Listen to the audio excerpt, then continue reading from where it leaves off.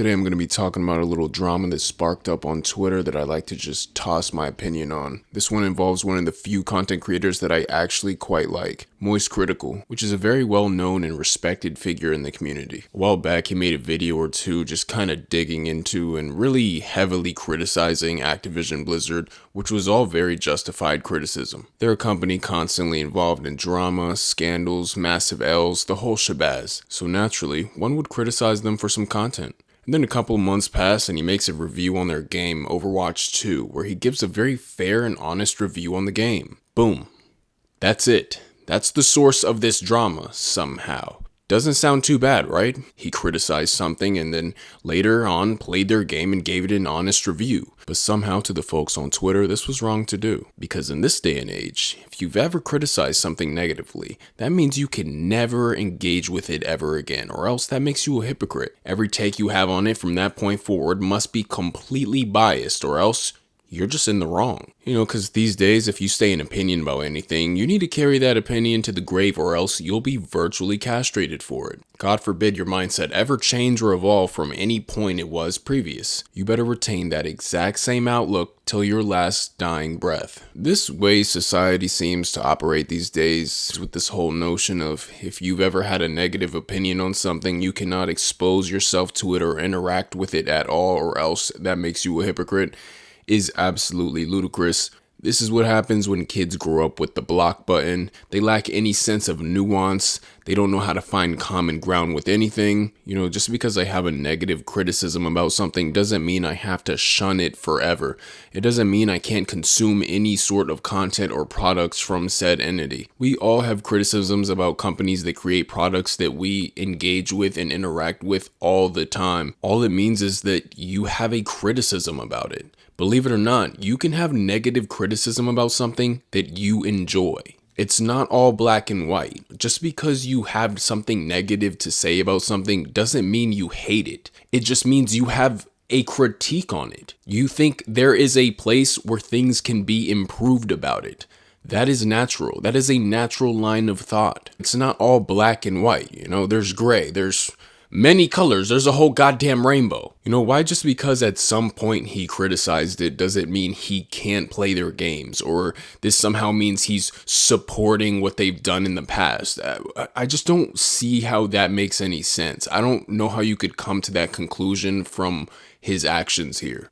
So because he criticized it, he can't play their games anymore. I bet if you asked all these people if they support child labor or anything like that, they would all say no. But here they are tweeting about some bullshit on their $1,000 iPhones made by some neglected child laborers somewhere in some third world country. Just because you criticize something doesn't mean you cannot interact with it. You can criticize something and still give it a fair shake. If you criticize something and then never interact with it again, how will you ever know if it has improved? Is it not allowed to grow, to improve, to evolve? People on Twitter love to hold people like content creators, etc., to standards that are impossible to uphold. So essentially what all these people think is that if you like something, you just need to suck its ass and never criticize it. And if at any point you do criticize it, you better have nothing to do with it ever again. You better not look at it, sniff in its general direction, think about it. Nope. You cannot interact with it whatsoever at all ever again,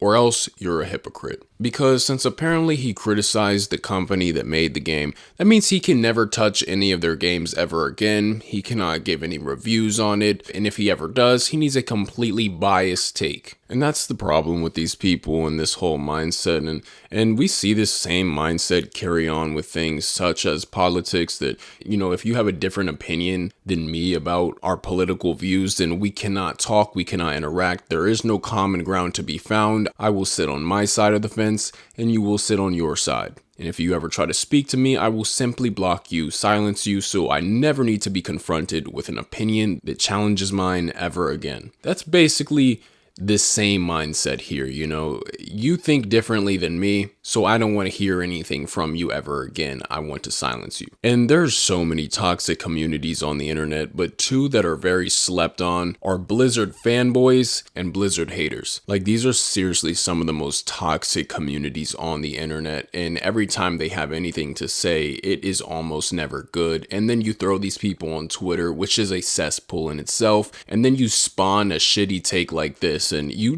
can't even be surprised at this point. So for whoever's watching, never let somebody convince you that just because you criticize something does not mean you can't also like it. People often criticize things that they like. You know, it's called passion. If you're really passionate about something, you can criticize it despite your love for it because you want it to improve. You're seeing flaws instead of just ignoring them, acting like they're not there and just blindly supporting them. You're acknowledging the flaws and hoping they change one day. You know, that's the point. If you don't hold things you like accountable and criticize them, then they'll never improve and they'll continue to take advantage and walk all over their fans because they know damn well they'll never criticize them for it because they're blind with love. You need to criticize things that you enjoy, whether it be a company, a product, etc. Every single company out here almost is corrupt as shit. And if you really break down their practices, there's so many unethical practices that these companies engage in daily, right? But you're still consuming their products. Everyone that liked these tweets consume products from companies that they would criticize heavily if they really looked into it. But here they are consuming their products regardless. So why hold him to a standard that you're not going to hold yourself to? It's just silly. You know, I bet these people criticize the government every single day. Okay, stop paying taxes, stop following laws, stop playing into the, government system, just go live on your own, live off the grid, have nothing to do with it, or else, you're supporting it, you're upholding it, you're playing into the issue, right? I mean, that's the same mindset, right? You criticize it, okay, then you better go have nothing to do with it now. Break all the laws, just become Diogenes, just live off the grid, be one with nature, piss on people, bark like a dog, just do your own thing. Screw the law, screw the government, right? When you dismantle this mindset and try to apply it to other things or put any type of pressure on it, you see that it crumbles immediately, as most weak mindsets about things do. That's what they do when you challenge it, is it falls apart because it has no strong foundation. This is just a bad take with a bunch of likes, which is basically Twitter. Bad takes with a lot of likes and retweets. He should be being praised for still giving their game, despite his distaste for the company itself, still giving their game a fair shake and giving an unbiased opinion on their product. He should be getting praised for that, not attacked for that. That means you can actually trust his opinion. You can put some value into his opinion because he's not just gonna throw out the popular Twitter hate take, oh, their game sucks because company bad.